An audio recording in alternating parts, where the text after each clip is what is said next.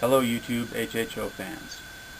I'm here in Fairview, North Carolina experimenting with my Drycell HHO generator. This is inspired by Zero Fossil Fuels, Scarecrow Labs, and more so HHO Dude, since HHO Dude put one together out of junk he had laying around. And that's more my style. I didn't want to spend a lot of money on this before I was sure that it would work. A lot of people have made extravagant claims about how well HHO will improve your fuel mileage. I wanted to see for myself before I was willing to spend a lot of money on it. So anyway, this is a Drycell with 6 cells, and I have a set of switches and relays set up, which I'll show you in another video. But the whole idea is that I can turn on 1, 2, 3, 4, 5, or 6 cells depending on the need. I have a feeling that my Ford F350 diesel 7.3 liter is going to need less HHO at idle than it does at going full blast up a long grade pulling a 10,000 pound trailer. So this one, this unit will put out when it's hot just about 3 liters a minute, but it pulls close to 50 amps when it's doing that, like 48. This gets an MMW between 5 and 6 based on the temperature. Maybe I'm getting a little bit of leakage out of these caps, I don't know. But anyway, my average MMW is around 5.5.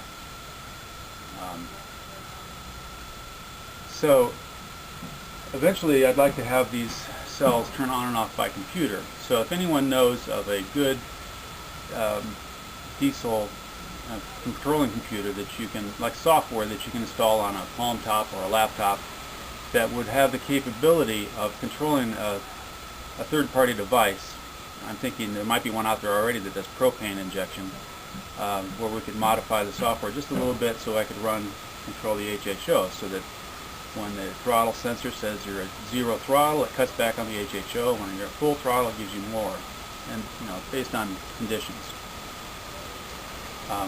As most of you already know, all of the energy that's used to propel your vehicle comes from the gasoline or the diesel that you burn. Even though you are creating HHO and burning it, that is not adding net energy to the system. It increases the efficiency, so you get more energy out of your fuel, but you're not actually getting free energy. You lose energy when you create HHO using your alternator. If you were just trying to burn straight HHO, it wouldn't work. But so far, no one has been able to prove that can work, and definitely not with plain old garden variety electrolysis like we're using here. It's not going to work. At a 5.5 MMW, 2 liters a minute, or actually 3 liters a minute, I'm only using 500 and something watts. You cannot push a vehicle with 500 watts. It's just theoretically impossible. So anyway, I've got a bunch of videos to follow. I've done some volume tests to show what it produces at high temperatures and all 6 plates running. I did a test just running 1 plate to show you that what it runs like with one cell working.